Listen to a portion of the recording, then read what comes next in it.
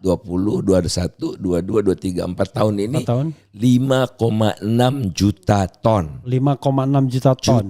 Juta. Oke, itu dapatnya bahkan dari otoritas Cina. International Trade Center itu ada di bawah WTO, WTO. Para menteri itu saya laporkan juga ke KPK, di follow up. Tapi sekarang KPK-nya ya diam ya. Oh, jadi mereka dihitung domestik juga. Karena yang PSN, iya. Karena memang di domestik kan. Iya. Jadi minus dapatnya. Kalau ditambah pula dengan kerusakan lingkungan, kerusakan sosial, minusnya semakin besar. Oke, dan itu negeri yang setolol-tololnya berarti. Dia tidak ada negeri separah itu. Lewat politik Jokowi yang semakin ekstraktif itu ekstrak aja gitu. Tinggal ambil doang, gitu. Tinggal ambil. Lebih banyak pakai keringat dan power ketimbang otak.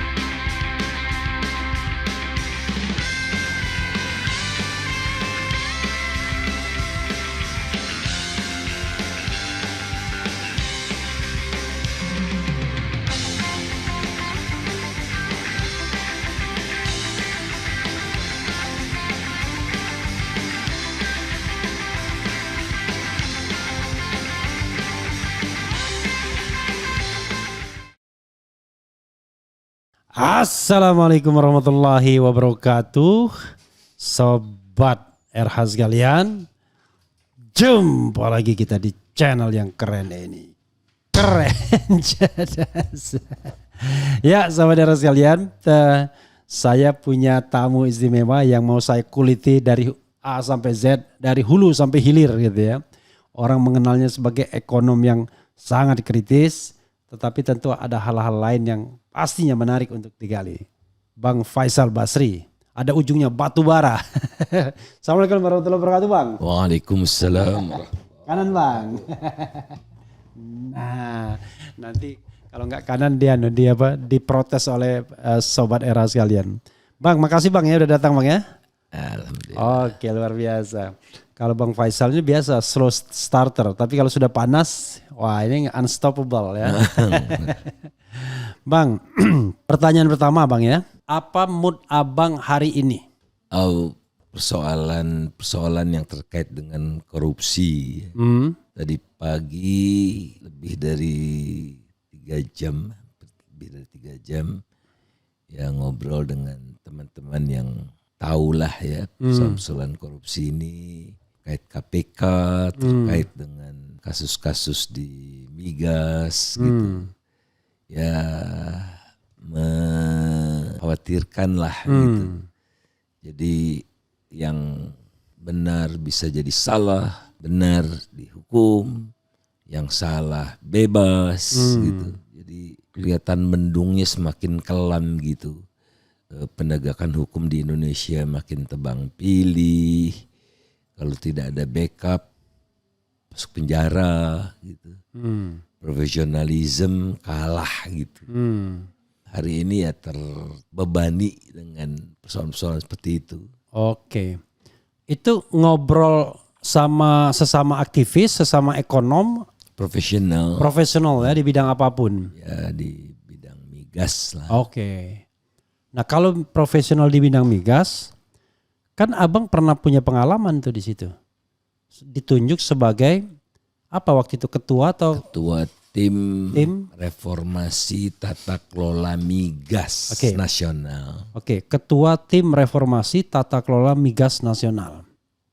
Saya tanya baliknya hari ini. Hari ini dibandingkan dengan rekomendasi abang gimana? Kalau pakai skala meter, kira-kira berapa persen yang sudah dilaksanakan atau belum dilaksanakan? Sudah dilaksanakan lah. Sudah pernah dilaksanakan tapi tidak berkelanjutan. Gitu. Oh jadi kalau pakai skala meter 0 meter. Kemudian misalnya Petral yang orang tahu padahal si PES ya, anak perusahaan Petral di Singapura itu ya dibubarkan tapi sekarang dibentuk yang baru. Oke. Gitu. Jadi pada awalnya sih bisa dikatakan cukup banyak ya yang dilaksanakan. Ya. Misalnya melakukan audit forensik atas transaksi minyak selama kurun waktu tertentu. Itu kita mintanya 2 tahun atau setahun bahkan diperpanjang gitu. Oke. Sehingga memperoleh hasil yang makin transparan sebetulnya. Uang itu mengalir kemana saja, berapa, dan sudah diserahkan kepada KPK. Tapi sampai sekarang belum ada tindak lanjut. Tapi itu, audit forensiknya telah dilaksanakan. Oke, ada mulai tahun berapa itu abang? 2014 atau 2015? 2014 akhir. Oke, 2014 akhir. Sampai Mei 2015, 6 bulan itu. Oh 6 bulan ya. Jadi selama 6 bulan itu, kemudian abang menemukan apa saja kalau dipakai skala prioritasnya A, B, C, D. Saya nggak tahu bagaimana. Pertama dalam pengadaan minyak mentah dan BBM itu kotor sekali. Ada godfathernya namanya Reza Khalid. Oke. Dia punya 2 perusahaan tuh, Global Resources dan Veritas. Itulah yang mengatur siapa yang menang, siapa yang tender. Pihak-pihak yang provisional, perusahaan-perusahaan yang trader-trader besar, bahkan cerita langsung kepada kami nggak pernah dimenangkan. Oke. Tapi minyaknya dari kami, gitu. Oke. Nah dari sanalah diatur ya, fee-nya berapa, macam-macam itu, dan banyak yang mengalir sampai jauh lah ya. Oke. Dana-dananya itu ya elit-elit juga terlibat. Saya tidak pernah membaca hasil audit forensiknya, tapi saya diceritakan secara detail oleh pihak-pihak yang berkompeten. Ya, Direktur Utama Pertamina, menterinya dan beberapa lagi lah. Yang mengadakan audit forensik siapa? Cordamente, perusahaan Australia. Oh itu profesional ya, swasta? Internasional ya. Oh internasional ya. Dari kurun waktu berapa sampai berapa? 2 tahun itu? Kecurigaan kami kan waktu itu menjelang pemilu. 2014. Pilpres 2014 ya. Ya. Pilpres zaman Prabowo Hatta Rajasa. Hatta Rajasa ya. Oke. Kan ya ada hubungannya juga lah Hatta dengan Reza itu kan. Ada fotonya itu menikahkan anaknya. Dalam proses itulah. Oke, jadi rentang waktu audit forensik itu dari tahun berapa sampai tahun berapa? 2012-2014 kalau saya tidak salah ya. Oke, nggak apa-apa informasinya. Nah, kan gimana tata kelola minyak mentah ini tadi kan impor ya berarti ya? Impor ini. Ya. Jadi walaupun Indonesia negara penghasil minyak tapi kita impor. Ya minyak. Karena produksi kita turun terus. Ya. Sementara kebutuhan meningkat dari waktu ke waktu dengan cepat. Oke, jadi impornya dari Singapura. Impornya dari berbagai negara. Kalau crude, ada dari Angola, dari Saudi Arabia, dari mana-mana. Kalau BBM-nya memang Singapura, makanya anak perusahaan Petral PES itu kedudukannya di Singapura. Petralnya sendiri di Hong Kong. Oke, Petral perusahaan siapa? Anak perusahaan Pertamina. Anak perusahaan Pertamina yang berkedudukan di Hong Kong. Petral punya anak perusahaan lagi namanya PES. PES khusus untuk pengadaan BBM dan minyak mentah. Yang berbasis di Singapura. Oke, jadi barangkali barangnya bisa dari Angola, barangnya dari manapun, bisa, tapi belinya dari PES ini. Ya, ada proses yang disebut lelang gitu. Oke. Padahal pelaksana lelangnya PES itu. PES. Jadi PES ini yang ngatur. Siapa yang menang, siapa yang kalah. Padahal katanya minyak. Yang mengorganize. Ya. Tapi konduktornya ya Reza Khalid itu. Oke. Reza sama PES apa hubungannya? Nggak ada. Tidak tapi ada. Dia bisa mengendalikan PES? Ya mitra lah gitu ya. Nah, Reza waktu itu perusahaannya apa? Veritas dan dia punya Global Resources. Itu perusahaan minyak? Perusahaan perdagangannya. Oil trading. Wah, ini kita harus belajar tata niaga migas berarti ya. Tapi secara umum begitu ya, temuan yang paling menonjol waktu itu ya. Banyak sih ya. Banyak ya. Ada kontrak karena minyak BBM yang kita butuhkan waktu itu kan premium ya. Iya. Nggak ada itu di pasar internasional itu. Oke. Barang busuk lah bisa dikatakan, ronnya rendah ya, ron 88. Ya. Kalau Pertalite itu 90 itu. Kalau Pertamax 92 ya, 92. Ya. Baru ada turbo ya. Itu udah 96 barangkali. Nah, jadi harus di blending. Harus dioplos. Di blending ya. Nah, ada prosesnya di Singapura atau di perbatasan dengan Malaysia. Jadi minyak bagus terpaksa dioplos dengan yang jelek. Biar dengan untuk satu zat nafta ya. Untuk mendapatkan supaya premium turun. Iya. Bukan hanya di minyak sebetulnya. Di gula juga seperti itu. Kalau tadi kan ron, kalau di gula itu ikumsa. Kadar kemanisan tihan atau gitu. Ada hubungannya dengan manis atau tidak. Jadi di kita tuh standarnya sedemikian rendah sehingga tidak ada di pasar internasional itu. Maksudnya pasar internasional tuh yang trading activities yang transparan. Jadi harus dilakukan proses untuk menurunkan ikumsanya itu. Jadi menurunkan kualitasnya, bukan meningkatkan kualitasnya. Jadi secara teoritis kita beli minyak yang sudah bagus atau beli gula yang sudah bagus, masuk dalam negeri malah diturunkan kualitasnya. Ya. Oke. Ya kalau tidak, enggak apa-apa. Tapi ya harganya harga yang jelek itu. Bisa saja kan? Iya. Tapi diperlakukan sebagai standar yang RON 88. Tapi pada umumnya di blending. Agar turun facilities ya. Nah itu proses blending itu proses yang menguntungkan yang tukang ada pihaknya lain lagi. Misalnya dulu ada Trafigura nama perusahaannya itu Singapura itu. Dia trading dan blending. Biasanya kalau trader itu punya blending facility karena dia punya berbagai jenis minyak.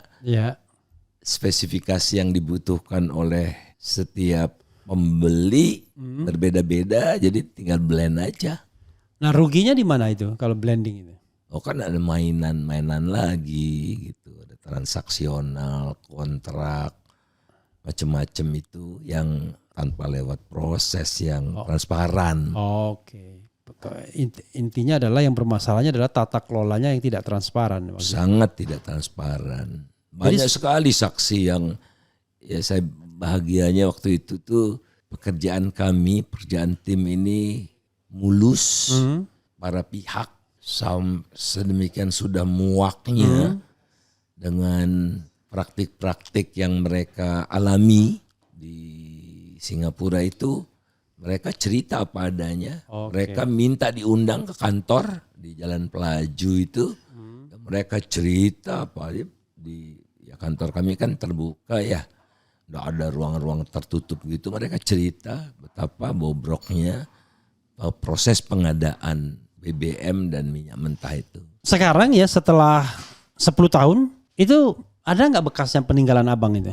Saya tidak mencermati terlalu detail lagi, tapi yang nyata itu dulu kita tidak tahu harga minyak itu menentukannya seperti apa. Bahkan menteri senior kita Pak Kwi Kian Gi pun tidak pernah diberitahu, walaupun diminta tidak diberikan. Gitu. Nah di era kami itu kami telusuri, kami diskusikan dengan stakeholders, kemudian kami umumkan formulanya seperti ini, cara menghitungnya seperti ini, sehingga semua orang sekarang bisa menghitung. Sekarang? Bisa. Sekarang dengan asal datanya ada ya. Nah sekarang dengan harga BBM sekarang ini misalnya itu sudah sesuai dengan formula itu? Dilaksanakan rekomendasi kami itu kira-kira katakanlah hanya setahun. Tidak setelah sampai itu, sebetulnya. Setelah itu balik lagi ke titik nol. Balik lagi titik nol. Apalagi kemudian ada kasus di mana Menteri Sudirman Said akhirnya di reshuffle. Ya. 2016 kan reshuffle-nya dia. Ya. Seiring dengan kasus Papa minta saham dulu. Iya. Yang juga menyebut nama yang abang sebutkan tadi. Ya ada Reza Halid juga kan. Ya. Luar biasa negara kita ini.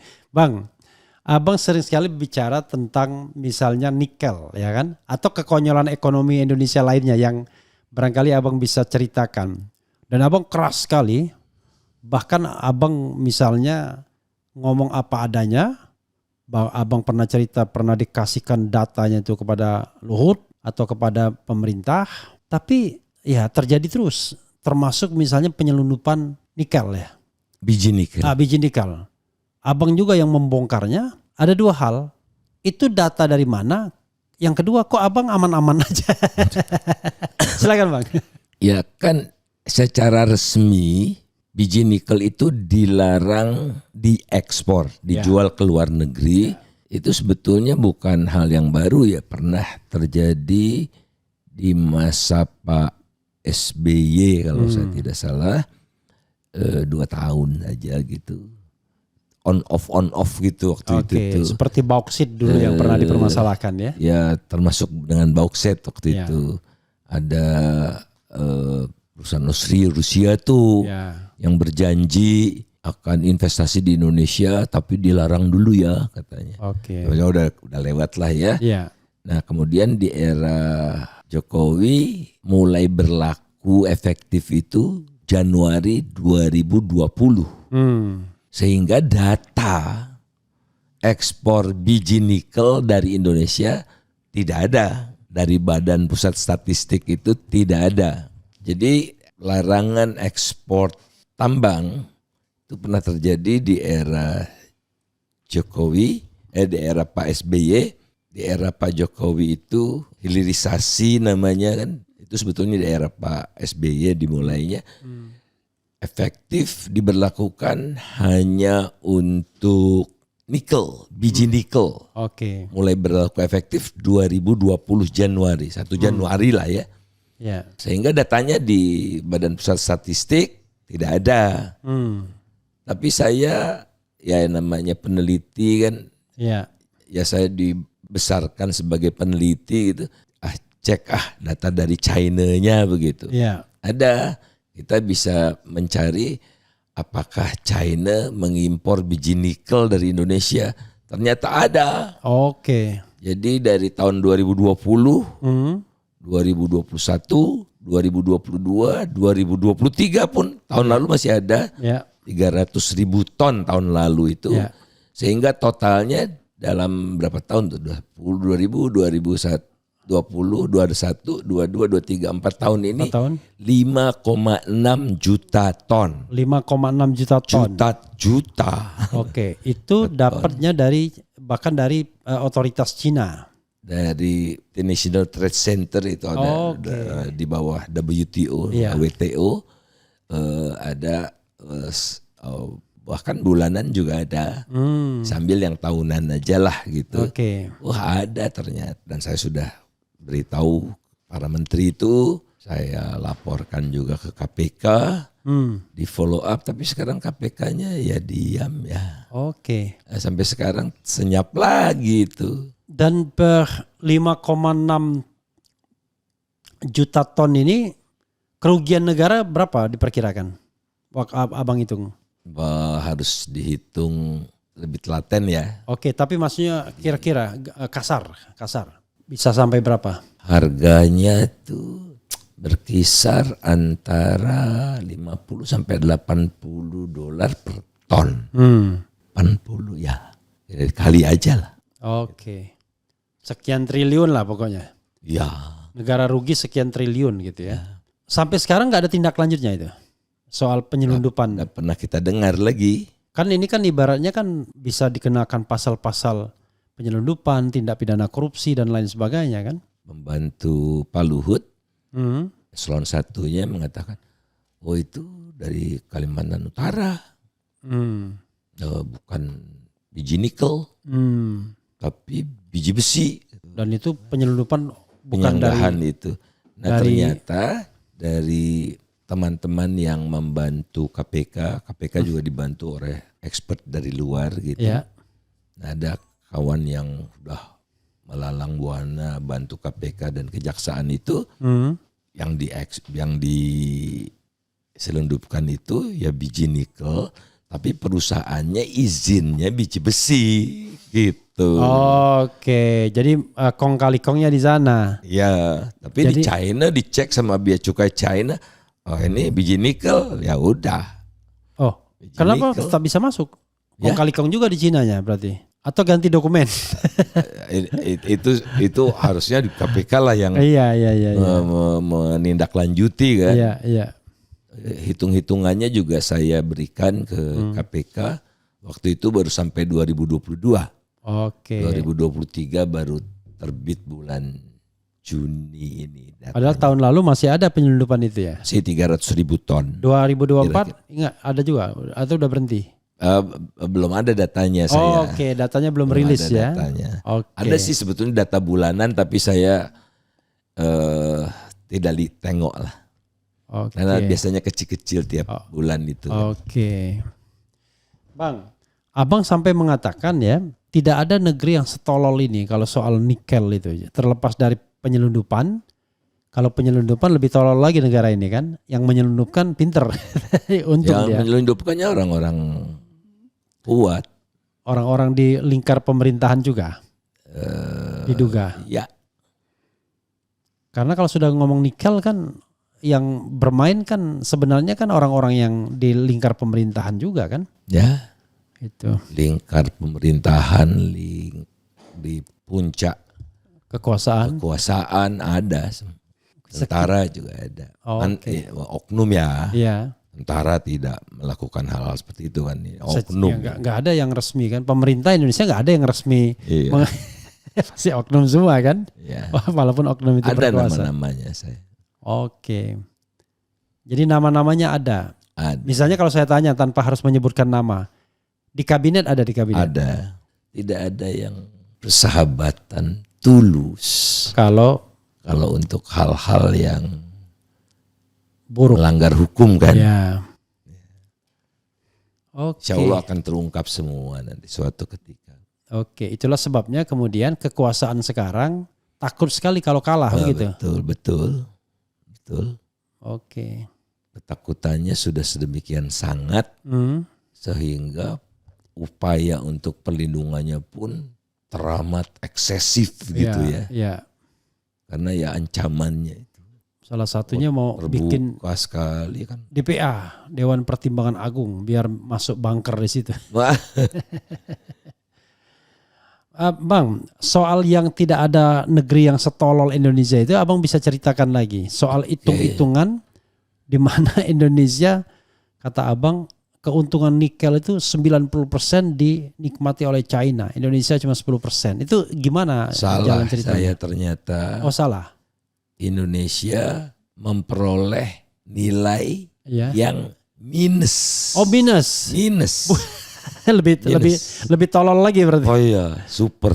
Nah, jadi ikan dari biji nikel digali oleh petambangan, kemudian dimasukkanlah di smelter. Ya, smelter. Yang hampir semua berasal dari China itu perusahaannya. Jadi misalnya salah satu yang paling banyak itu ferronikel. Oke. Nah 95% lebih ferronikel yang dihasilkan dari smelter itu diolah kembali dalam bentuk itu stainless steel. Stainless steel ya. Ada di kita semua di. Baterai enggak? Tidak ada. Enggak ada. Dalam bentuk ferronikel itu kira-kira pemurniannya kalau biji nikel itu 1,7, kira-kira 1,7 1,8%. Kalau ferronikel kira-kira 20-25% gitu. Masih raw lah. Masih gitu. rendah ya. Nah itu dibawa ke China untuk diolah lebih lanjut, menghasilkan gunting, menghasilkan produk-produk stainless steel lah gitu. Termasuk untuk kebutuhan industri dan ya lain-lain lah gitu. Baru misalnya jadi sendok, jadi garpu, jadi gunting, baru datang ke Indonesia itu. Impor. Tidak ada pabrik sendok, tidak ada pabrik gunting, tidak ada pabrik garpu, tidak ada pabrik pisau yang dihasilkan di Indonesia ini oleh proses smelter itu tidak ada. Ada sedikit, makanya saya katakan tidak 100% kan, lebih dari 95%. Ada pabrik panci mengambil juga sebagian bahan bakunya dari Tingsan, itu salah satu yang terbesar. Nah, jadi misalnya biji nikel ini nilainya 10, ferronikelnya 40 misalnya. Maka smelter itu menghasilkan nilai tambah 30 kan, 40 kurang 10. Nah 30 ini siapa yang nikmati? Pemilik modal. 100% pemilik modalnya China. Keuntungan ya, keuntungan entrepreneurnya. 100% dari China. Ada dari Indonesia aneka tambang dengan Vale ya, tapi sangat kecil sekali. Ini kan ini fenomena yang terbaru ini. Jadi pengusahanya 100% dari China, ya keuntungannya 100% dari ke China. Hak mereka. Teknologinya dari China. Kan bayar paten teknologi itu kan. Patent fee-nya 100% lari ke China. Modalnya dari bank-bank China. Bayar bunganya ke China juga. Nah tinggal dua, tanah dan pekerja. Nah ini smelter ini padat modal dan padat teknologi, jadi sedikit pekerjanya. Di antara sedikit itu ada puluhan ribu dari China. Yang upahnya itu 17 sampai 54 juta kira-kira ya. Nah kita UMP aja rata-rata ya dekat UMP gitu kira-kira 7 juta. Jadi majority juga lari ke China. Sementara landnya kan bayar PBB kan murah, seketip barangkali per meter square itu. Jadi 90% lebih saya katakan lari ke China. Nah tapi saya lupa mereka dapat subsidi. Subsidi ekspor. Bukan. Subsidi apa? Jadi subsidi. Mereka kan itu proses pembakaran. Nah jadi pembangkit listrik biasanya punya sendiri.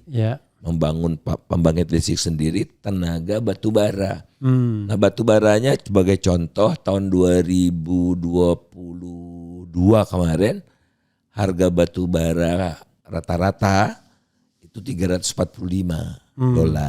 Tapi mereka atas kemurahan pemerintah hanya membeli $80.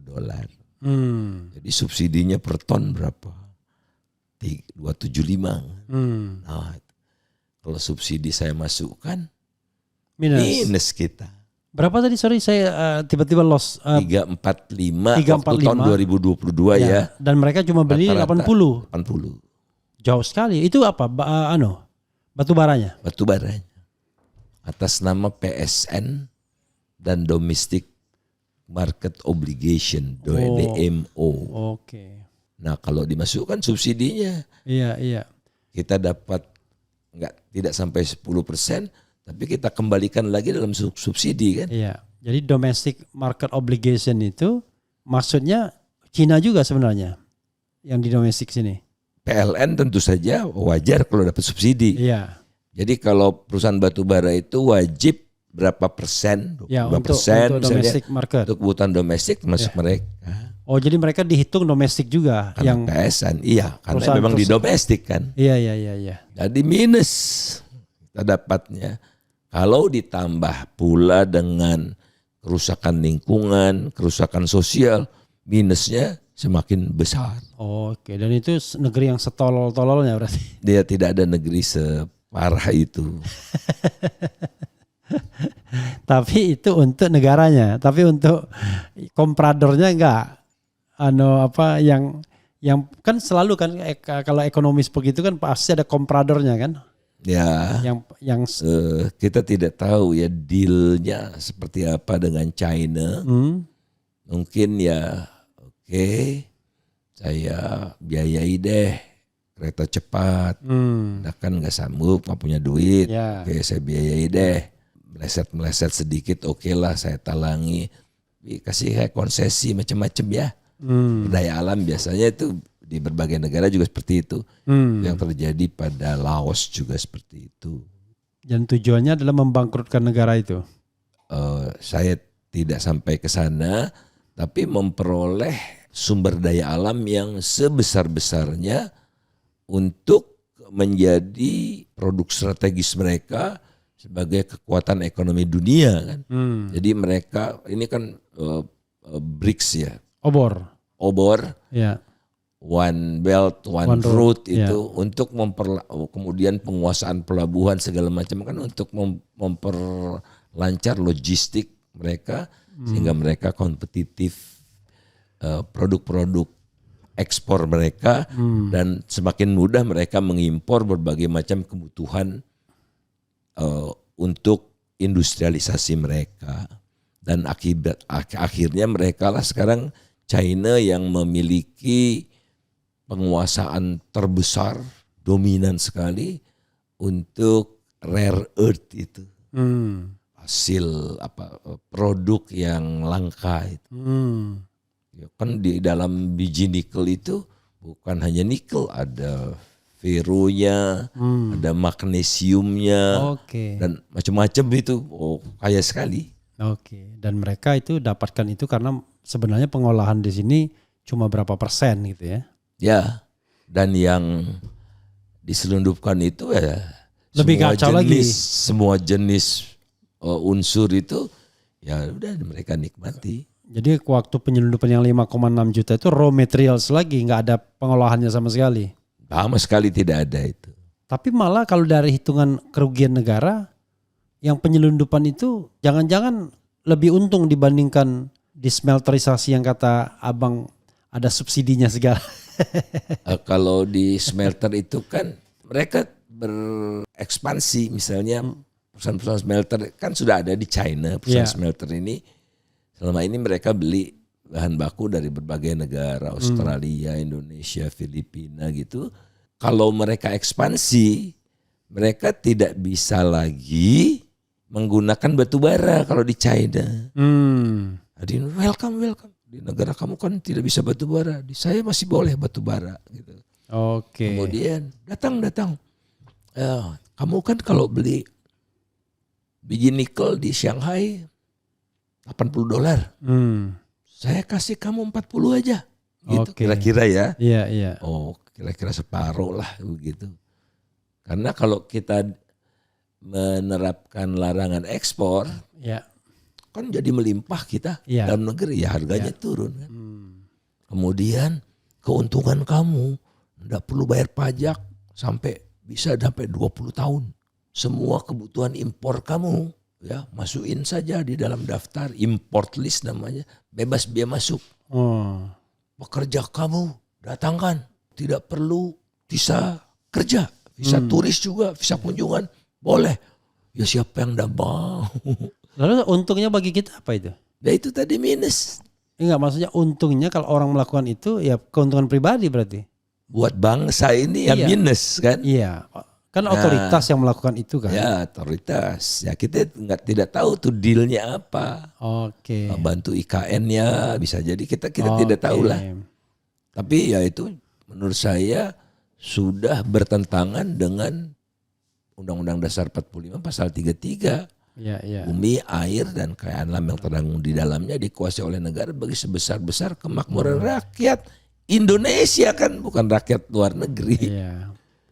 Jadi harus dijatuhkan sejak lama Jokowi. Tapi mungkin jangan-jangan pasal itu kurang lengkap. Jangan-jangan rakyat bisa dibacanya rakyat RRC, rakyat Indonesia, rakyat Singapura. Jadi di era reformasi ini, Bang Faisal itu adalah Sekjen Partai Amanat Nasional. Yang ketua umumnya Amin Rais. Kalau orang tidak ingatkan, teman dekat pun lupa.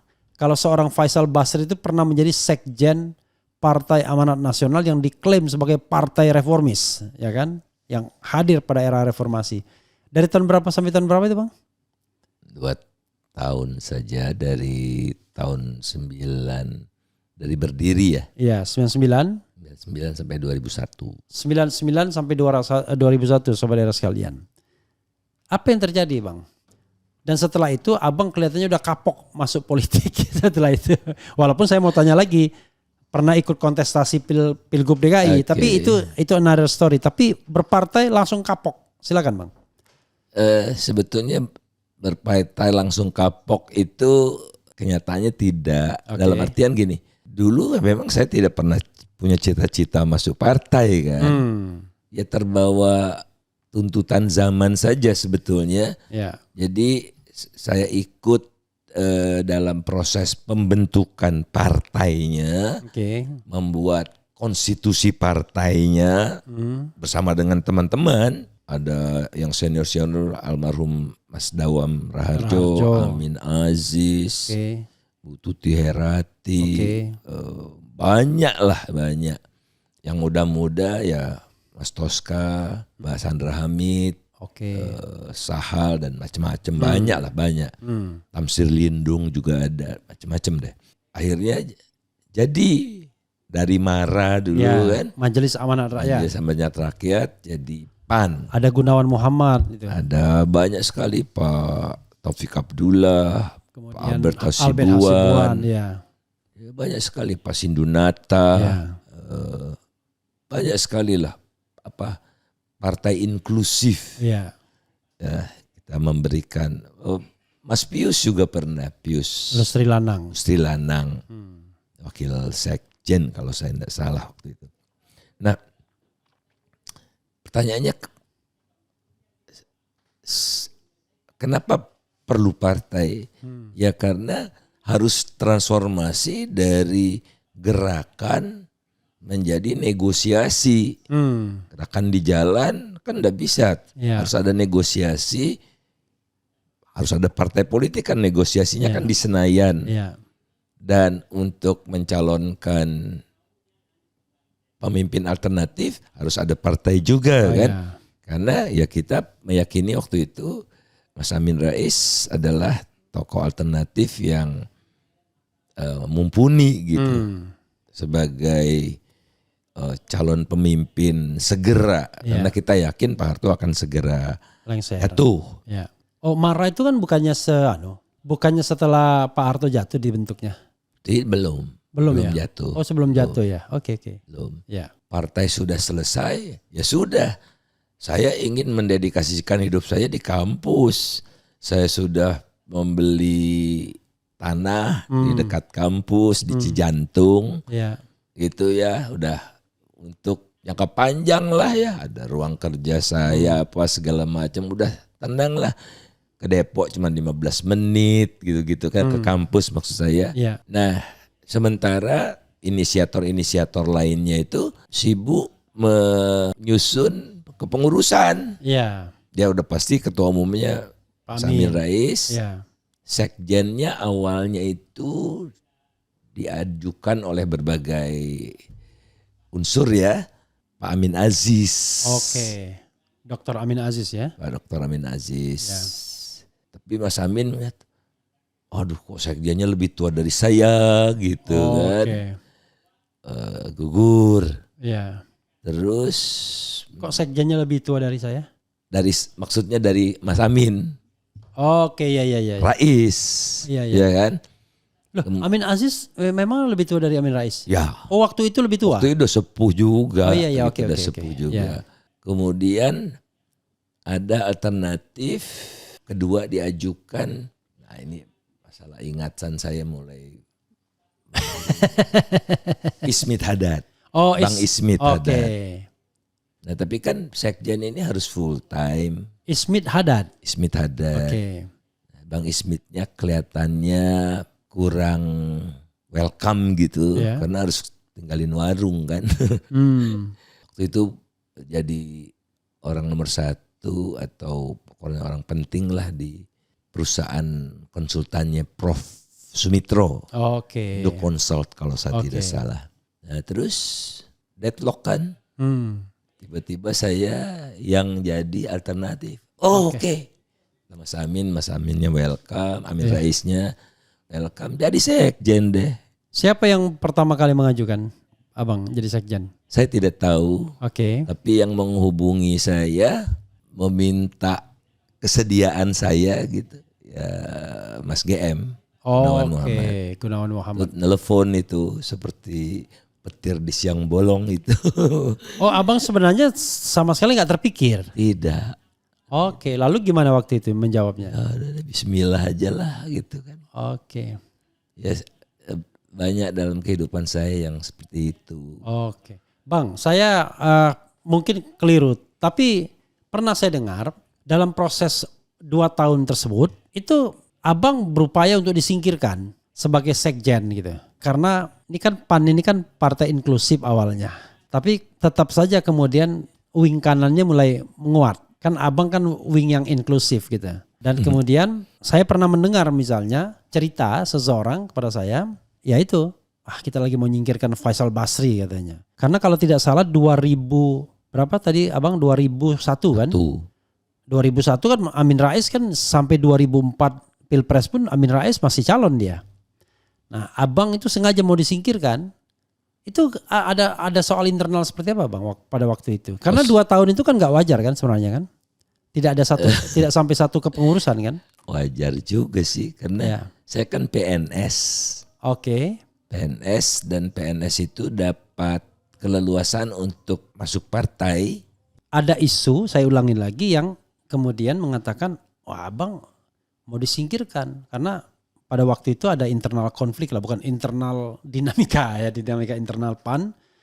Satu kelompok ingin narik ke kanan, ya kan? Tapi kelompok lain ingin tetap inklusif. Kalau kita lihat kan tokoh-tokoh yang Abang sebutkan itu kan tokoh inklusif semua itu. Artinya nggak mungkin lah membawa satu partai ke arah kanan begitu. Emang itu isunya Bang, sehingga Abang kemudian tersingkir atau disingkirkan. Itu forum apa yang Abang mengakhiri jabatan itu? Forum apa? Ulang tahun Malari. Ada acara diskusi biasa kan, Bang Hariman kan? Iya. Di Pacific Place kalau saya tidak salah tahun 2001 itu ya. Januari kan itu. Ya udah, kau keluar aja lah. Ya, siap Bang. Memang udah tidak ada gairah lagi gitu untuk berada di partai itu. Keluar, saya declare, saya keluar. Kemudian saya bikin surat resmi kan. Diserahkan ke ketua umum Mas Amin sebagai ketua umum. Lantas kita press conference diikuti oleh beberapa teman juga keluar. Siapa aja waktu itu? Banyak lah ya, ada belasan barangkali pengurus itu. Nah, PAN ini kan unik sebetulnya, partai yang betul-betul basisnya tuh nasional. Ya. Jadi pemilu pertama kita itu dulu 99 ya. 99. 99 itu PAN itu dapat kursi di seluruh provinsi. Dari Aceh sampai Papua kita punya kursi. Oke. Betul-betul national mandate party begitu. Ada orang Papua di DPR, ada orang Bali, NTT, NTB, Aceh. Luar biasa, menunjukkan partai inklusif, partai yang terbuka gitu. Nah, namun memang sejak awal saya rasa semua partai begitu, ada dinamika tercermin dari komposisi pengurus.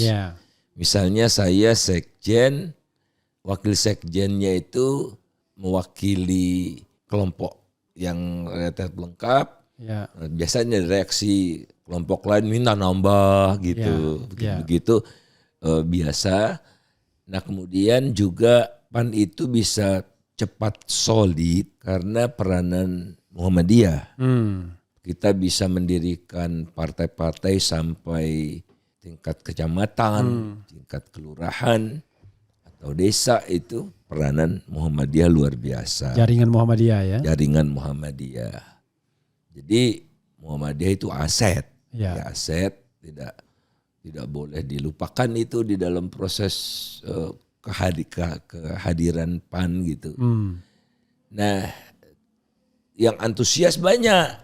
Biasalah terjadi friksi, kepengurusan ganda gitu-gitu ya. Nah, itu yang kita lakukan konsolidasi cukup lama itu.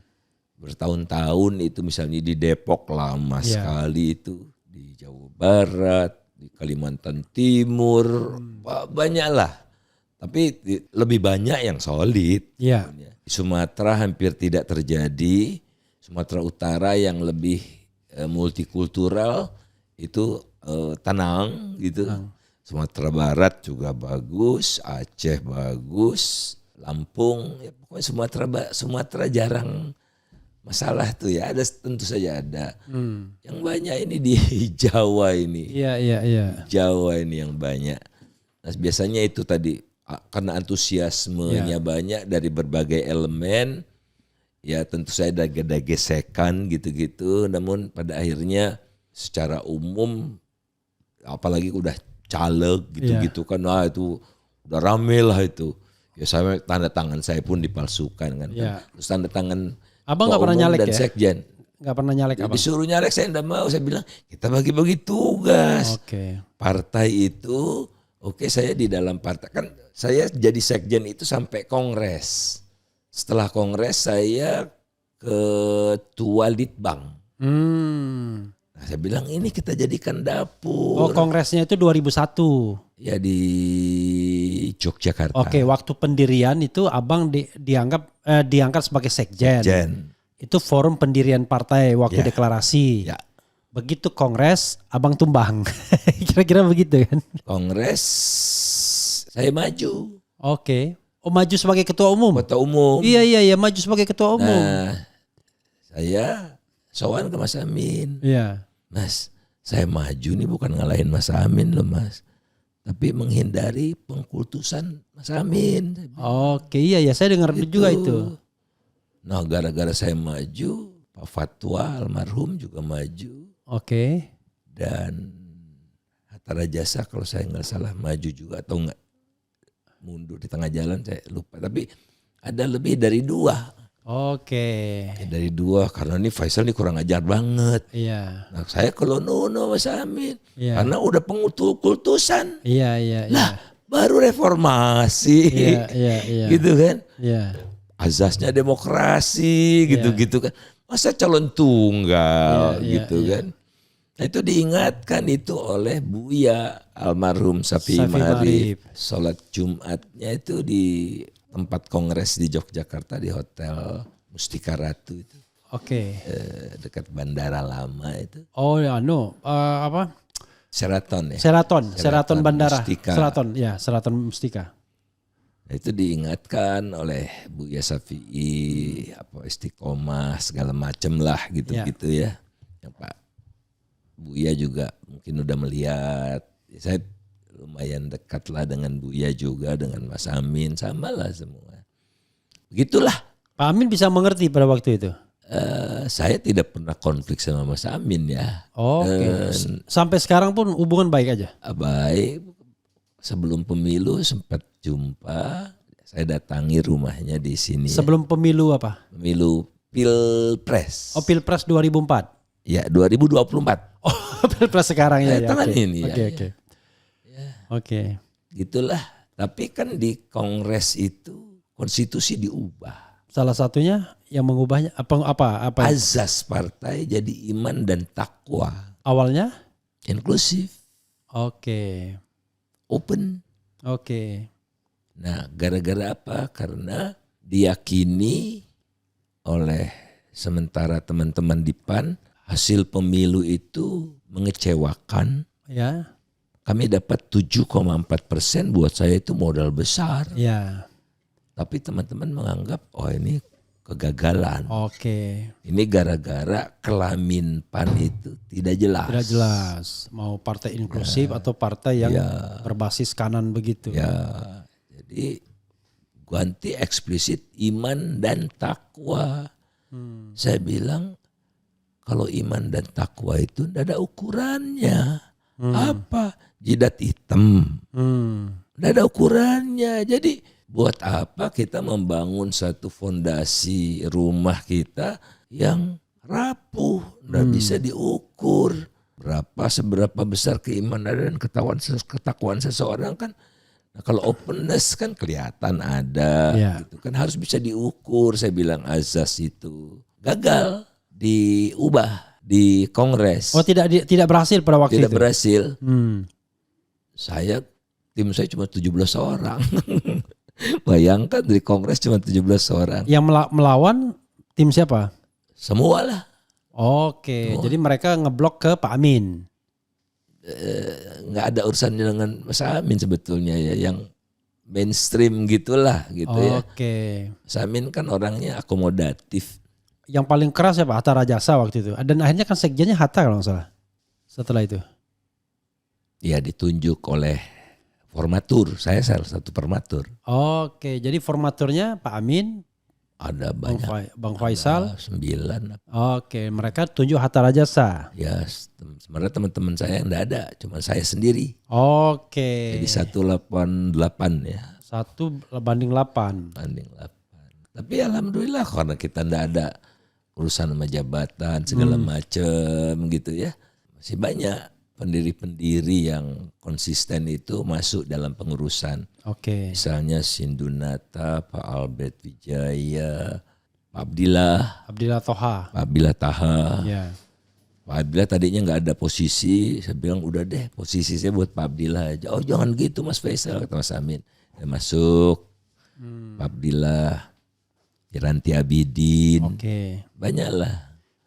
Ya, kalau bisa dibilang Pak dulu kan memang PAN itu kan partai yang kelas menengah ya, maksudnya kelas menengah kritis ya, kelas menengah perkotaan kritis yang masuk situ kan rata-rata ya. Ya. Gitu dibandingkan partai lain. Oke. Saya nggak mau berperpanjang lagi, paling tidak kan sobat daerah sekalian tahu Bang Faisal pernah di sana. Setelah itu, setelah Kongres itu Abang nggak lagi aktif di PAN? Setelah Kongres ketua Litbang. Sampai? 2001 itu. Hah? Sampai 2001 itu. Loh, Kongresnya kapan? Sebelumnya. Oke, Kongresnya itu tahun 2000 barangkali ya. Oke, sampai 2001. 2001 stop. Tidak lagi berpartai. Tidak berpartai. Diminta sih sama beberapa kawan. Enggak, saya bilang udah cukup. Dan saya rasa dinamikanya di partai manapun kira-kira sama lah. Oke. Tapi Abang resmi mengundurkan diri dari keanggotaan partai? Surat. Oke, mengundurkan diri sebagai anggota partai. Ya. Oke. 2001 sebagai ya? Pengurus, sebagai ketua dan anggota. Iya. Jadi Abang perlu menulis itu biar sejarah itu tidak hilang. Karena kan parah itu memang. Orang kita ini kan karena tidak menulis. Jadi sejarah itu banyak yang kepotong. Jadi sejarah itu bergantung siapa yang menuliskannya. Di PAN ada tuh Mas Najib. Ya. Itu dia rajin tuh bukunya udah keluar. Oke, Najib itu ya, Najib dari Jogja itu ya. Dari Surabaya. Oh, Surabaya ya. Oke. Karena ya Bali. nggak tahu. Ya. Kalau nggak salah yang ada cambang begitu ya, Najib. Enggak, Klimis. Oh, Klimis. Duta besar terakhir di Spanyol. Aduh, nggak ngerti saya malah. Jadi intinya adalah ya sejarah itu siapa yang menuliskannya. Iya. Abang nggak menuliskan maka orang nggak pernah menganggap sejarah itu ada abangnya. Tapi bagus sekali cover dinamika segala macam. Di Najib itu. Mas Najib ini orang tengah lah. Gitu. Oke, objektif ya. Diterima oleh semua kelompok. Oke, Bang Faisal, saya mau ke politik lagi ya. Itu, dan orang juga jarang sekali menyinggung. Sejak itu abang sepertinya hilang. Tidak ada jejak politik seorang Faisal Basri ya. Karena orang kan nggak pernah nyinggung mantan sekjen PAN apa nggak pernah. Ya selalu ekonom kan. Nah tapi dalam satu masa saya juga kaget. 2007 tiba-tiba seorang Faisal Basri ingin ikut pilkada. Dimana itu pertama kalinya pilkada langsung. Awalnya sebenarnya 2000 berapa ya pilkada yang sebenarnya diminta langsung tapi akhirnya agak tertunda gitu. Yang waktu zaman Bang Yos edisi kedua. Ya. Kan awalnya kan didesak untuk langsung juga tapi akhirnya nggak jadi. Nah, pilkada langsung baru terjadi 2007 dengan 5 calon. Nggak tanggung-tanggung. Pada waktu itu calonnya incumbentnya Foke sama Narohi Ramli ya kalau nggak salah. Ya. Kemudian Jokowi dengan Ahok. Kemudian Alex Nurdin sama siapa gitu ya. Kemudian ada Nono Sampono juga. Nono Sampono wakilnya Alex. Oh, Nono Sampono wakilnya Alex. Calon independen lainnya kalau nggak salah ada. Bang Aji. Hah? Siapa? Hendarman Supanji. Oh, Hendarman Supanji dengan Reza Patria. Ahmad Reza Patria sudah nyalon. Nah, Faisal Basri dan Bim Yamin. Iya. Sebagai calon independen juga. Iya. Waktu itu berapa KTP yang abang ini kan? Abang setorkan? Lebih 500.000. Lebih 500.000. Oke, itu soal teknis. Tapi soal yang tidak teknisnya adalah kenapa tiba-tiba abang yang sudah tidak tertarik dunia politik dan tahu dunia politik itu begitulah. Tapi tiba-tiba tertarik untuk menjadi gubernur DKI gitu bang. Dan akhirnya abang kalah karena memang tidak di-endorse oleh partai politik gitu. Silakan bang, ceritakan bagian Bisa ini. mengalahkan calon dari partai politik terbesar. Iya Golkar. Alex Nurdin. Ya. Waktu itu nomor berapa bang? Saya nomor 4. Nomor 4 ya. Nomor 3 kayaknya. Oh ada 6 ya? Ada 6. Oke, nanti kita cek lagi ya. Nanti dicek lagi calon itu. Silakan bang, abang ceritakan sedetilnya. Sebetulnya sebelumnya masih ada episode, kalau saya tidak salah itu pemilu 2012 itu. Kenapa? 2012. Oh sorry maaf saya salah. 2007 itu pertama kalinya pilkada langsung, tapi calonnya cuma 2. Di mana PKS dikeroyok oleh 22 partai, semua partai diborong. Kami masuk kontestasi. Ya. Jadi PDI Perjuangan tidak punya calon. Ya. PDI Perjuangan membuka yang bukan PDI Perjuangan untuk mendaftar. Oke. Saya luruskan sobat era sekalian ya. 2007 itu pilkada langsung pertama tapi tidak boleh ada calon independen karena aturannya belum diubah. Belum boleh. Ya, belum boleh. Oke, silakan Bang. Nah, teman-teman bilang, "Yuk kita ukur yuk dalamnya laut ini bagaimana sih?" Kita sudah sadar karena di dalam SK Ketua Umum Ibu Mega itu katakan keputusan akhir ada di tangan Ketua Umum. Iya. Kita sadar itu. Nah, tapi prosesnya itu yang menyenangkan sekali. Jadi ada 5 pada akhirnya yang mendaftar lewat PDI Perjuangan. Ya. Mas Sarwono Kusumatmaja almarhum. Oke. Bibit Waluyo. Oke. Ya Foke tentu saja. Ya. Kemudian saya. Satu lagi Hidayat Nur Wahid. Oke. Bukan Hidayat. Nggak mungkin HNW karena Iya bukan. PKS kan bisa sendiri dia. Ada 5. Ya. Saya lupa sih ya, oke, maaf ya saya lupa. 5. 5. Yang tertinggi itu skornya kan ada persentase, ada macam-macam. Pak Sarwono 96 kalau saya tidak salah. Oke. Sarwono waktu itu anggota DPD. Iya kalau saya tidak salah ya. Dewan Perwakilan Daerah dia. Nah, saya nomor 2.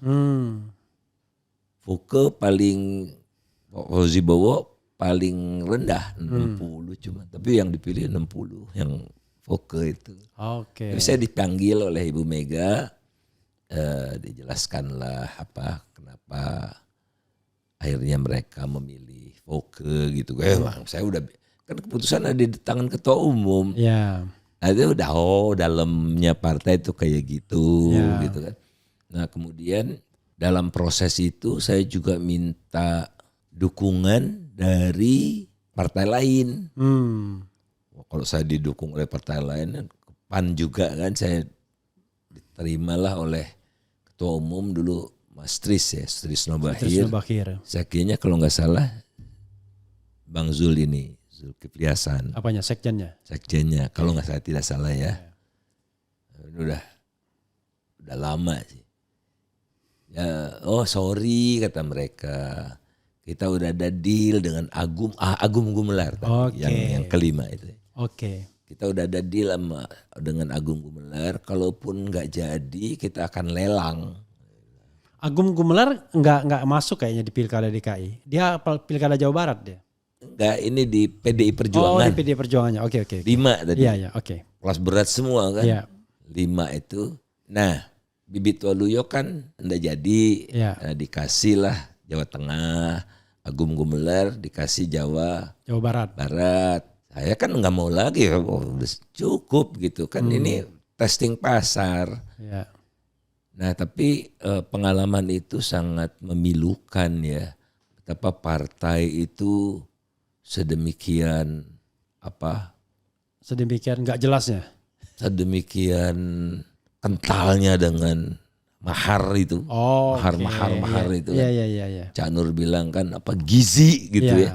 Iya. Kemudian ada salah satu calon di Nusa Tenggara Barat memajukan judicial review, dan saya jadi saksi, saya ceritakan.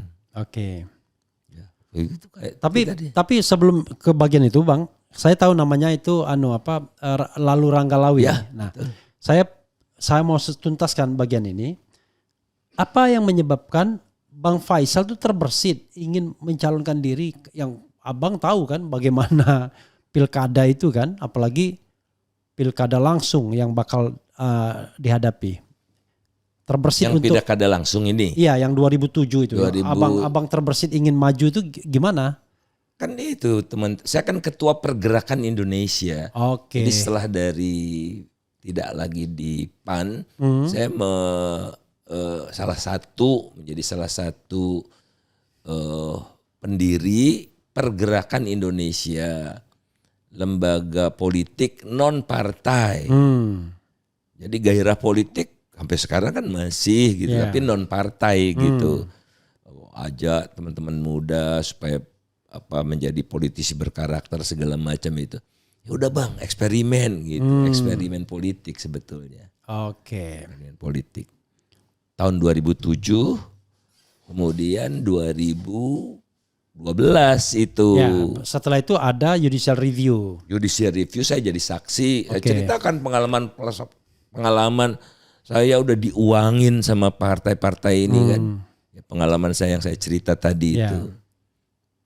Oh itu Bang Jimli itu, yang masih ketua Mahkamah Konstitusi. Ya, dan dulu waktu itu kan juga Fajrul Rahman ikut juga ngompor-ngomporin kan. Ya. Sebagai calon. Teten Mas Duki. Ya.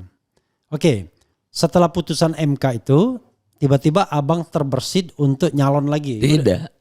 Oh enggak? Tidak. Oke, teruskan kalau gitu. Jadi Ahok datang ke kantor Pergerakan Indonesia di Gandaria Tengah. Bang Faisal mau maju, enggak kan tugas saya udah selesai. Meloloskan calon independen. saya mau maju, dukung ya. Wah dukung. Saya kan kenal Ahok dari media lah. Pertama kali ketemu itu, tapi saya udah tahu lah, apalagi Bang Ciil, Bang Syahrir ya. Iya dulu satu partai Dr. dia. Syahrir ya. Dulu satu partai Ahok. Hilang. Ya saya juga kan diminta masuk di partai Bang Ciil, udah dikasih kartu nama segala. Enggak lah Bang, saya bilang kan, udah cukup sekali lah itu. Apa namanya partai Bang Ciil itu lupa sih? Partai Indonesia Baru. Ya Partai PIB. Indonesia Baru, PIB. Nah Ahok tuh PIB awalnya. Oh ya. Oke, teruskan.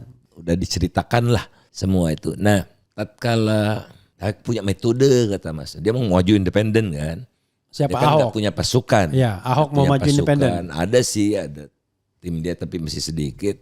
Kita bantu. Orang pergerakan Indonesia bantu Ahok.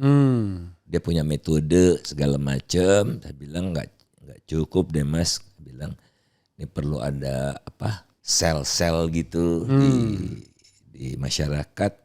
Oh enggak nih, saya ada model kayak form gitu-gitulah. Ya.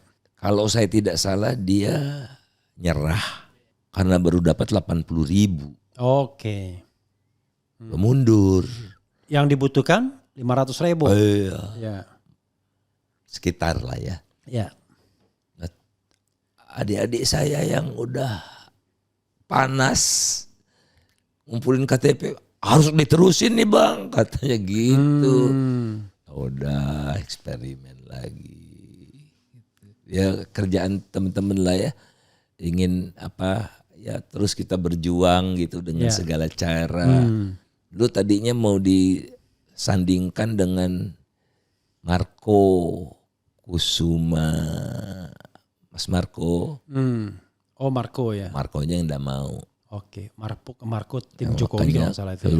Keluarlah dengan Bang Bim. Ya. Kalau yang 2007 saya dengan Rano Karno. Oke. Rano udah mau. Mantap nih, saya bilang Rano masih terkenal. Masih didengar lah, diingat lah gitu. Iya. Oke. Saya dengar bahkan Bang Faisal tuh jual rumah itu kalau nggak salah waktu untuk pilkada, dan rumahnya nggak tanggung-tanggung tuh di daerah elit tuh, di daerah mana? Kebayoran Baru atau? Kebayoran Baru ya, di Jalan Ciasem. Oke, itu rumah siapa itu Bang? Rumah kami. Rumah pendapatan Bang Faisal sendiri atau rumah dari orang tua? Atau? Iya, kan dari keluarga Anda berada ya, dari ya saya tidak punya bayangan juga punya rumah di Kebayoran Baru kan, tapi ada angel gitu. Iya. Kamu harus beli tuh rumah itu. Kan gak ada uang Bang. Uang saya cuma sekian. Iya.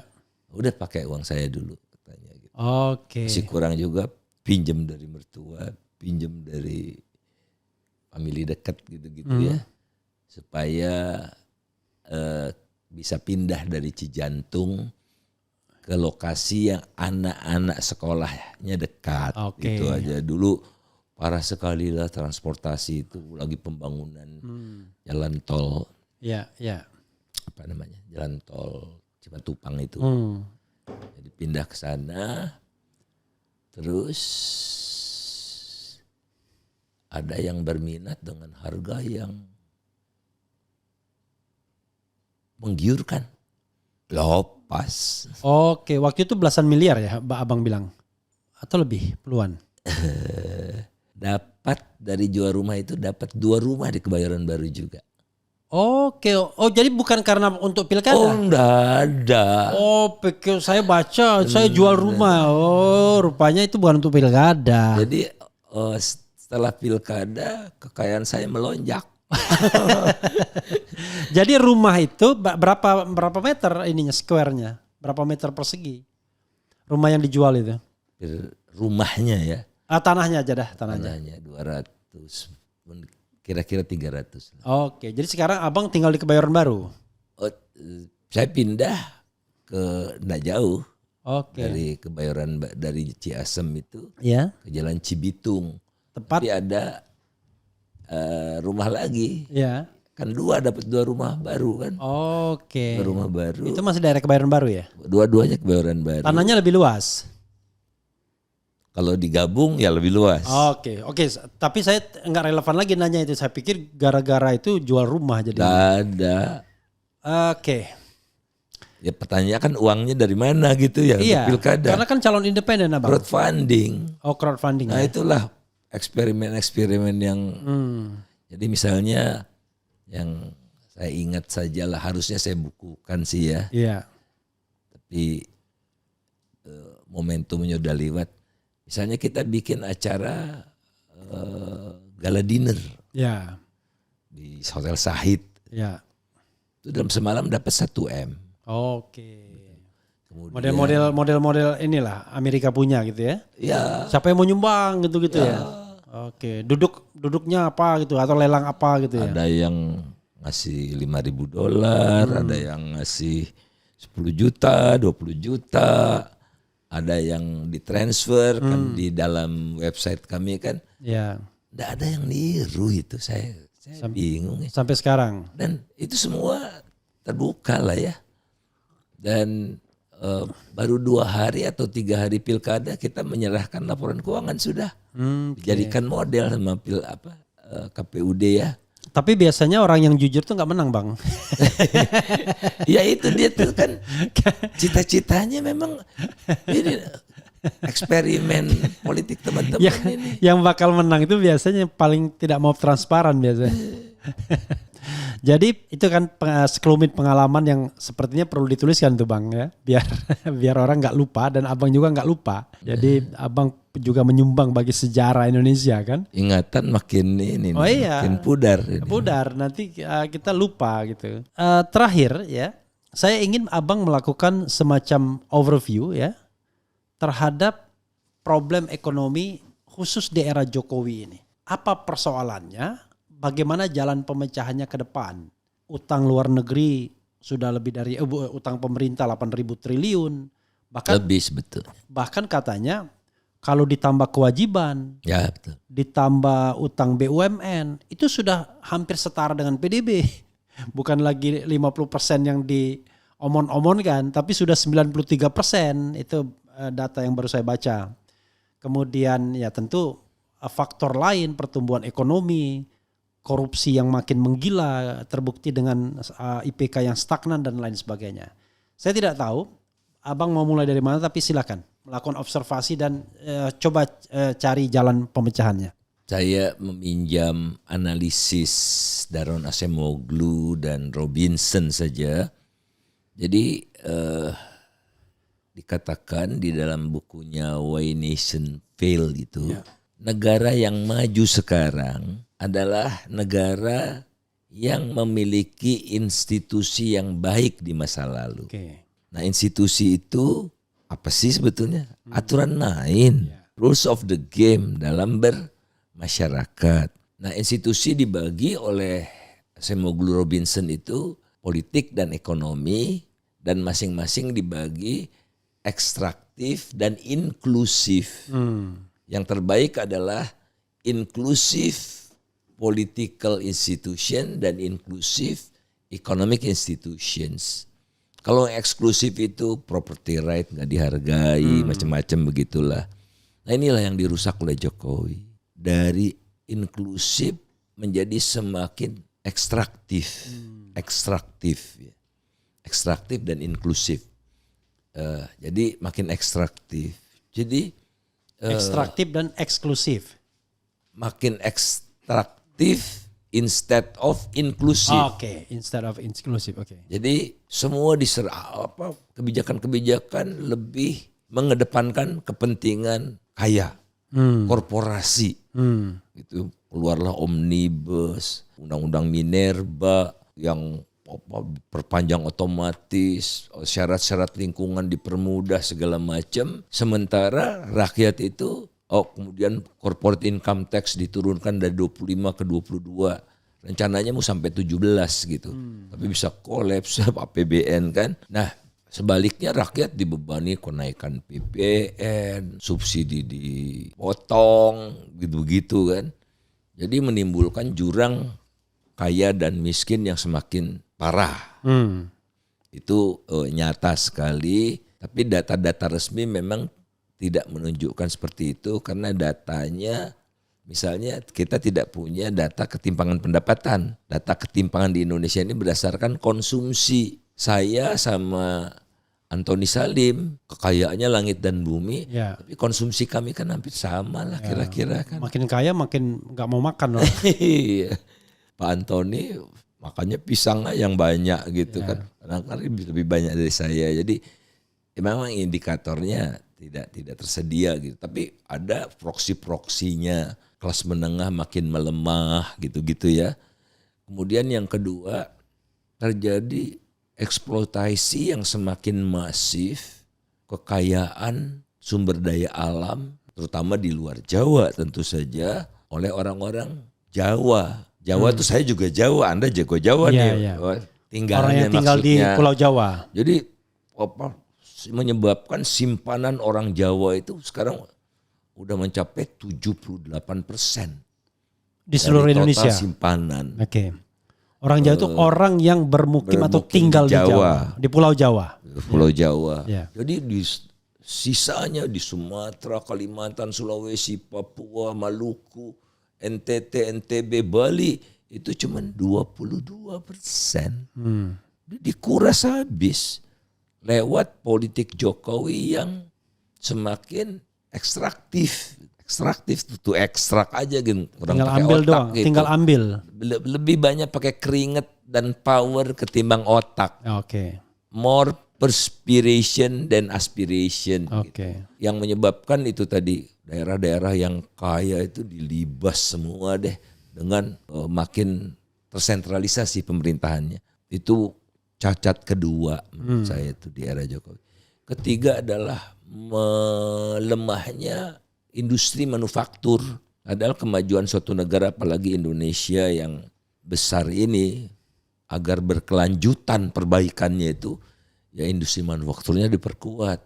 Karena industri manufaktur itu pembentuk kelas menengah yang lebih cepat. Kemudian penyumbang pajak yang terbesar. Industri manufaktur, peningkatan produktivitas dan macam-macam. Di era Jokowi terus berlanjut gejala dini deindustrialisasi itu. Sehingga industri yang kita pernah mencapai 32%, tapi 32 terus turun gini. 32% dari ekonomi? GDP. Oh dari GDP, oke. Nah biasanya negaranya turun lambat-lambat. Kalau kita turun terus sampai tinggal 18% saja, di bawah 19%. Terbesar? Ya. Terbesar apa? Yang ekstraktif tadi? Ya. Yang tinggal ngambil-ngambil hasil bumi dan gitu. jasa. Dan jasa. Perdagangan, ya. Pertanian juga masih besar gitu.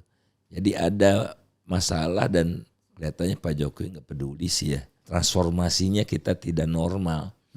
Industrinya makin, kan orang produktivitas pertanian kan rendah.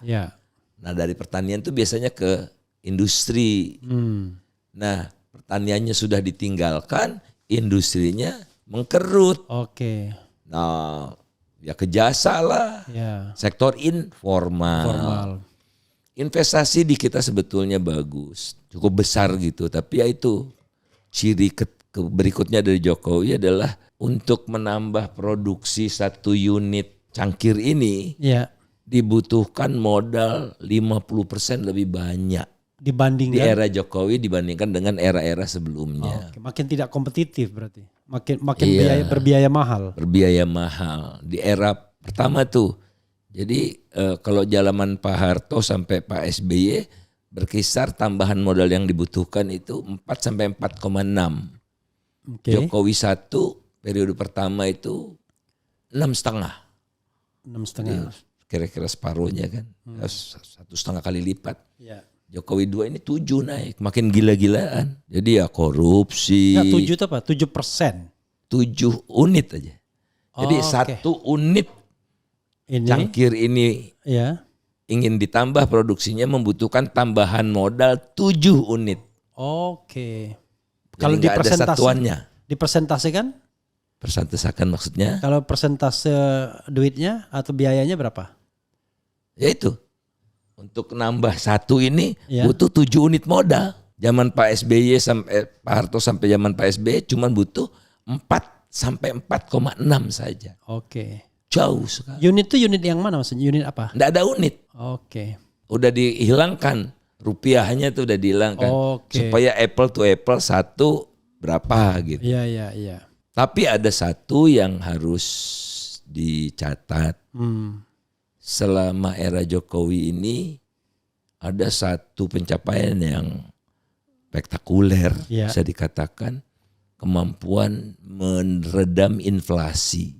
Oke. Ya, rata-rata inflasi itu di bawah 3.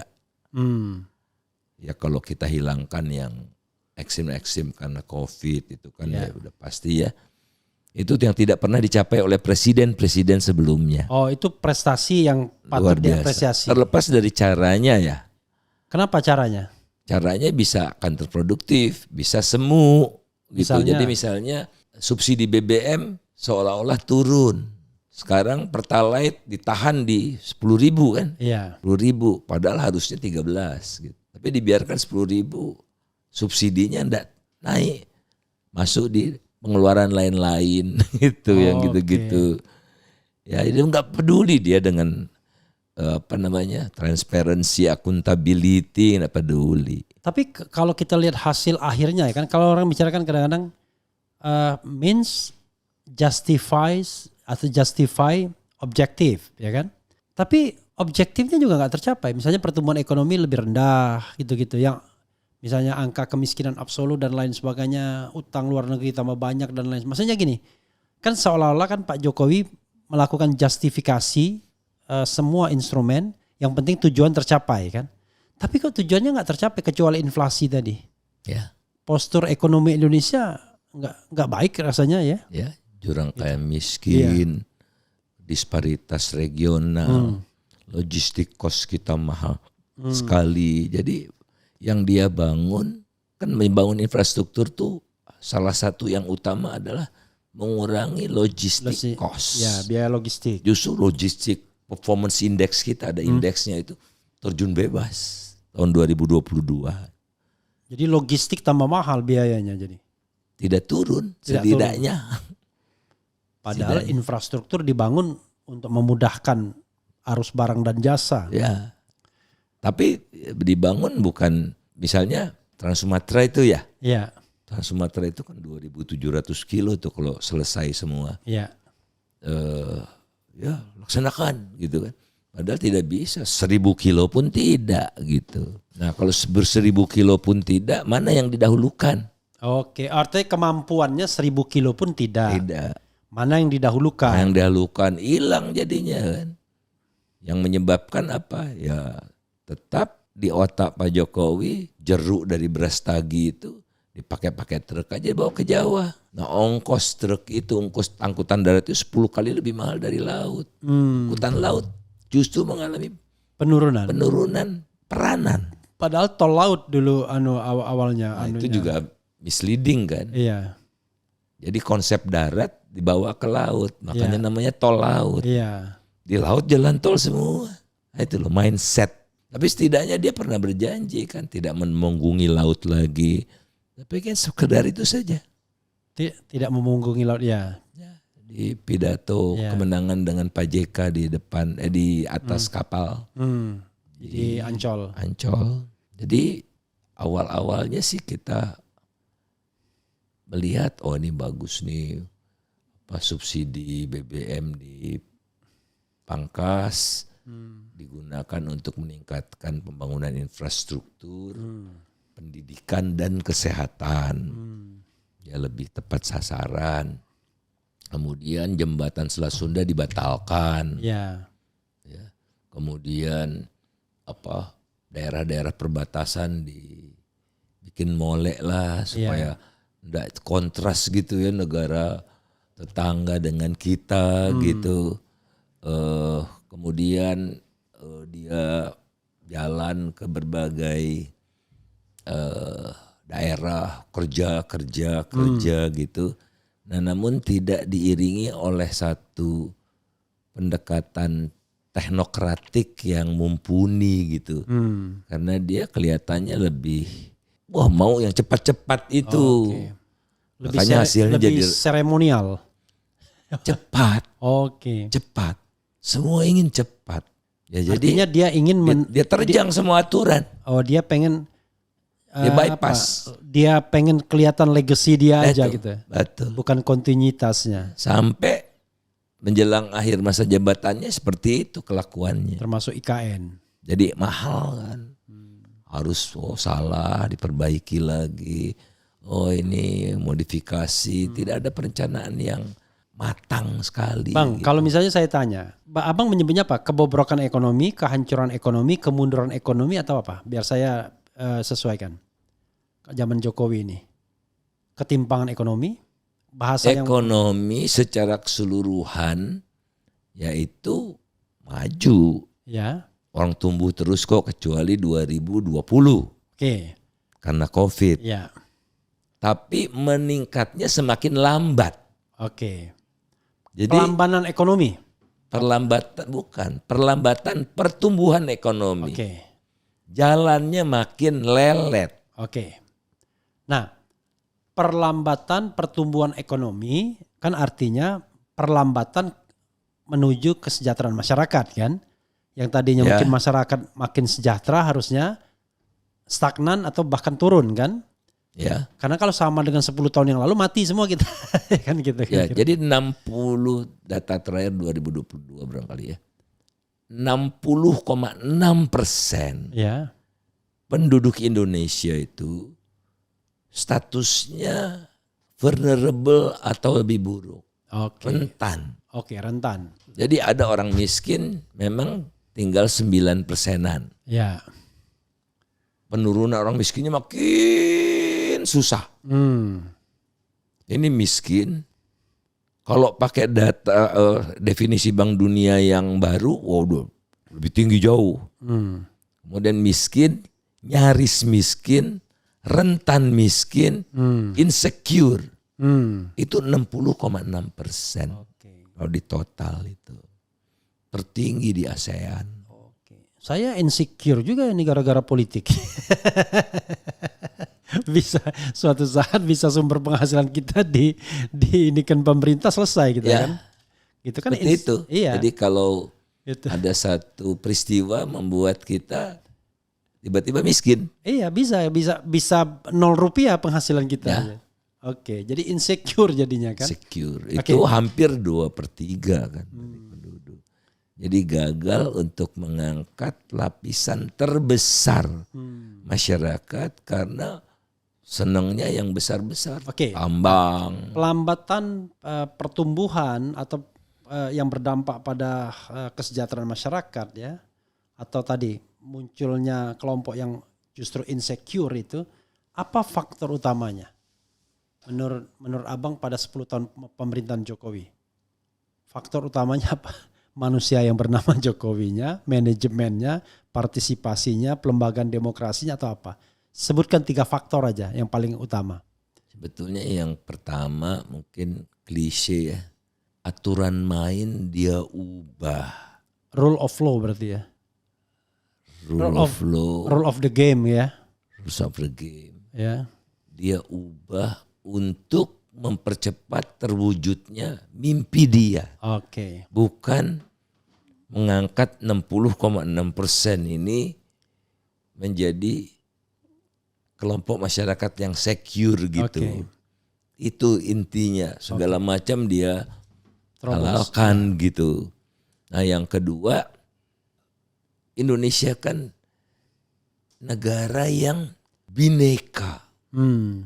Harusnya tunggal ika gitu. Ya. Jadi kebinekaan itu harusnya jadi modal. Nah ini yang juga kelihatannya tidak disadari secara sepatutnya gitu. Sehingga harusnya otonomi ini diperkuat. Karena hanya orang Papua yang tahu bagaimana Papua dibangun. Ya. Hanya orang Aceh yang tahu bagaimana Aceh dibangun. Bukan orang Jawa.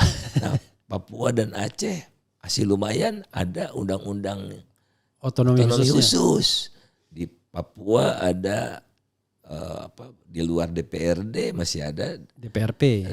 DPRT di Aceh ada partai lokal. Jadi mulai tersedot. Tapi itu tidak cukup. Ada MRP tadi, Majelis Rakyat. Majelis Rakyat Papua. Iya. Itu merepresentasikan kepentingan perempuan dan adat gitu kan. Betapa kita ini lahir dari adat yang sedemikian sangat kaya yang bisa diselesaikan segala masalah lewat institusi adat. Nah ini ingin diseragamkan gitu-gitu. Itu yang saya takut masa depan Indonesia itu karena perekatnya menjadi hilang. Tiba-tiba misalnya tanpa kajian yang mendalam akan dibangun perkebunan tebu 2 juta hektar di Merauke. Berarti 46% dari total wilayah Merauke. Perkebunan. Kultur rakyat Papua seperti apa? Ditanya mau. Oh ada di situ memang orang-orang transmigran yang barangkali siap. Ini kan menimbulkan disparitas lagi, repot. Sekarang aja belum selesai Papua, ditambah lagi. Mereka juga nanti punya bauksit, punya nikel. Garuk lagi, hancur Papua. Oke, jadi problemnya satu tadi soal Jokowi itu drive country itu bukan didasarkan pada program untuk mensejahterakan, tapi untuk merealisasikan mimpi dia. Yang kedua ada pemaksaan penyeragaman. Semuanya kontrol oleh pusat. Yang ketiga sentralistik ya. Yang ketiga industri tadi melemah. Oke. Dan eksploitasi daerah yang luar biasa dan menyebabkan secara aset gitu ya, makin miskin daerah-daerah ini. Kekayaannya cuma tambang gitu. Tambangnya diambil, harusnya kan uang dari tambang itu untuk kesejahteraan ditabung untuk mentransformasikan ekonomi sehingga waktu tambang itu habis kepala orang daerah itu udah pandai-pandai. Ya, tidak bergantung pada industri ekstraktif lagi ya. Yang saya katakan tadi, malah Indonesia dapatnya minus. Daerah juga minus. Bang, ini 2 terakhir ya, yang barangkali Abang bisa akhiri percakapan kita yang panjang ini. Saya dengar Abang tidak mau jabatan, kecuali yang ad hoc gitu. Ditawari komisaris BUMN, gak mau. Saya tidak tahu apakah Abang pernah misalnya ditawari jadi dirjen, sekjen dan lain sebagainya atau bahkan menteri. Abang PNS ya? ASN? Sudah pensiun gara-gara ikut pilkada. Oke, sejak pilkada 2012 dipensiunkan. Pensiun, harus mundur. Ya harus mundur ya, itu karena praktek politik ya. Oke, nah tapi kan sebelumnya kan kesempatan itu pasti mungkin saja ada. Itu satu pertanyaan. Kedua, coba Abang petakan, Abang optimis gak dengan masa pemerintahan Jokowi untuk pembangunan ekonomi? Terlepas hasil pemilunya Jokowi. Kayak apa? Prabowo. Terlepas hasil pemilunya seperti apa, kita forget it dulu lah. Yang penting Abang melihat optimisme pembangunan, atau katakanlah saya gak suka menyebut pembangunan apapun lah. Hidup kita lebih baik di masa Prabowo misalnya dibandingkan presiden-presiden terdahulu termasuk Jokowi. Silakan Abang yang mana dulu nih? Yang ini dulu, yang apa? Yang Abang tidak mau jabatan itu. Saya kan paling memahami dan mengetahui kelemahan, kekurangan, kelebihan saya diri untuk menjadi komisaris BUMN. Berarti saya harus menjadi bagian dari pemerintah kan. Kan iming-iming itu. Sejak zaman Pak Harto saya udah ditawarkan. Saksinya Bang Sofyan Jalil lah yang nelpon, Bang Sofyan Jalil. Faisal jadi komisaris Angkasa Pura II ya. Aduh Bang mikir-mikir dulu ya, minggu lah gitu. Minggu telepon lagi. Aduh maaf Bang, kalau gitu PLN deh katanya. Agak gedean. Dipikir kekecilan. Ya enggak juga Bang, saya bilang saya enggak, bukan tipenya lah. Orang yang seperti itu. Di pemerintahan berikutnya juga ya ditawari terus sampai macam-macam lah ya, nggak usah saya sebutkan. Zaman Pak SBY juga ditawari oleh timnya Pak Menteri BUMN. Nah, tawari yang dari Aceh BUMN-nya. Dirjen juga pernah. Jadi waktu Ibu Sri Mulyani jadi Menteri Keuangan pertama kalinya. Zaman SBY ya? Ya, saya diminta jadi Dirjen Bea Cukai, Pak Darmin Dirjen Pajak, ya karena kan barangkali dunianya masih baru ya buat Bu Sri Mulyani gitu. Jadi ya kami sama-sama di LPM gitu, jebolan LPM. Jadi udah pernah satu tim work. LPM gitu, itu lembaga penyelidikan ekonomi dan masyarakat. Penyelidikan? Penyelidikan. Oh, lembaga penyelidikan ekonomi dan masyarakat. UI. UI. Oke. Lembaga penelitian tertua lah ya di bidang sosial. Ya. Bilang bukan karakter saya lah jadi birokrat apa gitu kan. Ya apa, dan ada tanggung jawab saya juga yang tidak mungkin saya bisa penuhi barangkali kalau saya memegang posisi-posisi seperti itu. Ya anak sekolah apa segala macam kan. Jadi ya saya lah, karakter seperti saya barangkali lebih cocok berkiprah di masyarakat luas gitu. NGO lah, riset yang enggak ada kendala-kendala kode etik, apa bukan kode etik siapa? Waktu Rambu-rambunya okay. membuat kita kehilangan kebebasan kita, itu aja. Yang saya ngikut apalah ya, almarhum Mas Riswanda Imawan. Yang dia bilang menikmati menjadi burung yang bebas terbang kemana saja dan hinggap di pohon apa saja gitu tanpa beban. Bukan kita nggak mau tanggung jawab, enggak gitu. Untuk yang atau Ahok kan banyak saya sebetulnya pernah bantu kantor Menko untuk mengevaluasi bulanan itu paket kebijakan. Kemudian Satgas Tata Kelola Migas, Satgas Illegal Fishing, macam-macam lah. Yang sifatnya ad hoc ya. Ya itu, jadi terakhir Satgas TPPU ya, tindak pidana pencucian uang. Oh yang kemarin Pak Mahfud? Pak Mahfud dan Satgas Percepatan Reformasi Hukum. Oh yang kemarin? Ya artinya saya juga anti pemerintah yang udah juga. Tugas kita ya kalau kita anggap bengkok kita luruskan gitu apa yang kita bisa lakukan. Oke. Masih beruntung itu abang masih dilibatkan Satgas Percepatan Reformasi Hukum. Refli Harun nggak dilibatkan walaupun orang hukum. Tapi saya SDA-nya itulah yang saya banyak teriak-teriak itu. Dan alhamdulillah diakomodasi. Sumber daya alam ya? Banyak sumber daya alam. Oke Bang, terakhir Bang. Bagaimana, bukan harapan ya. Kalau harapan sih kita bisa mimpi kan. Tetapi Abang secara objektif melihat masa depan ekonomi Indonesia. Kalau mau politiknya terserah di tangan pemerintahan Prabowo Gibran 5 tahun ke depan. Masih berat saya untuk menerawang ke depan begitu ya. Tapi kalau saya lihat dari yang sekarang dulu deh gitu. Hari ini diangkatlah komisaris utama PLN dari ketua bidang ekonomi tim suksesnya gitu. Ya. Padahal Agus Sumarto belum setahun.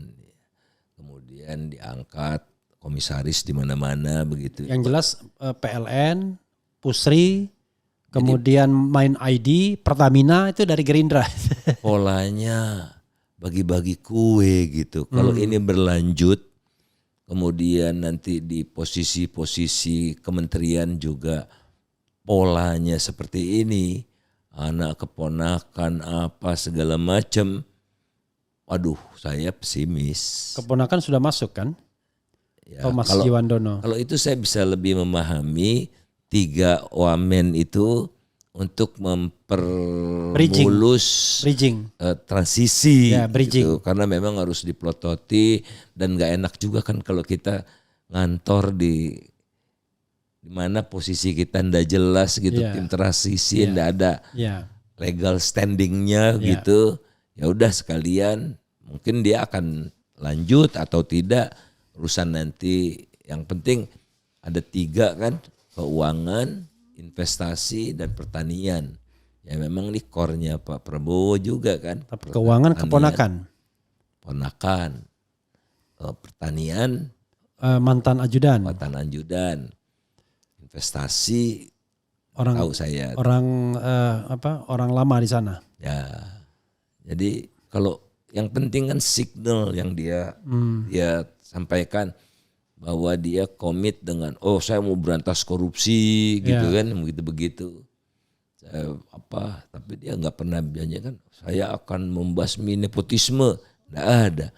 Membasmi dinasti, nggak juga gitu. Jadi KKN itu cuma korupsinya doang. Iya, korupsi nepotismenya enggak. Kalau kita lihat ya ada Prabowo kan ingin menjadi diri dia dong, dia nggak mau pelanjut Jokowi, segala sesuatu yang dilakukan Jokowi itu bagus dan dilaksanakan, kan tidak. Iya. Dan akan kelihatan nanti setelah dia jadi presiden dia membentuk kabinet, nah di situ kelihatan.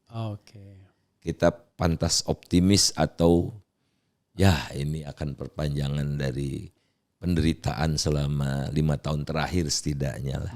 Jadi kalau misalnya posisinya diletakkan hari ini, abang pesimis atau optimis? Saya harus optimis, tapi terukur. Harus optimis. Dan saya berharap Pak Prabowo ini memotong mata rantai dia dengan Jokowi. Jangan dilanjutkan apa yang keblinger. Ya kan? Contohnya itu dia tadi hilirisasi itu tidak semudah seperti ini. Kalau Pak Jokowi, Pak Prabowo patriot, dia harus tunjukkan national interest nomor 1 gitu. Dan dia menciptakan ruang bagi demokrasi yang partisipatif, tumbuh berkembang dengan sehat gitu. Jangan kalau enggak mau bantu jangan ganggu ya. Apa pengertian ganggu itu? Jangan ancem-ancem deh gitu. Saya rasa dia perlu menciptakan itu dan pertama yang dilakukan rangkul rakyat banyak gitu. Jangan kalau dijalankan ini kan pertama yang akan dilakukan Pak Prabowo tahun depan naikkan PPN. Oh ya jangan. Yang kreatif gitu. Itu terapkan windfall profit tax. Untuk batu bara. Nggak ada urusannya sama rakyat. Nggak ada rakyat memiliki tambang batu bara kan. Urusannya sama konglomerat aja. Nah itu. Jadi yang potong-potong ini yang penghasilan orang menengah ke atas konglomerat lah ya kan. Iya. Jangan ngambil duit dari rakyat. Macam-macam. Jangan dari rakyat. Udah susah sekali. Daya belinya kian tergerus. Harga-harga juga ya. Inflasi sih di bawah 3 ya. Tapi berat daya beli rakyat kelas menengah bawah ini. Oke, Bang Faisal. Memang sama Bang Faisal harus teliti kita. Lama menunggu jawabannya karena beliau sangat hati-hati ya dan juga soal ingatan juga ya Bang ya. Abang kelahiran 59 tahun tanggal 6 November. 6 November tahun 1959. Jadi sebentar lagi 65. Jadi no wonder kalau sudah banyak lupa. Putra berapa Bang? 3. Istri 1. Ya. Itu saja sobat era sekalian. Wassalamualaikum warahmatullahi wabarakatuh. Waalaikumsalam. Keren.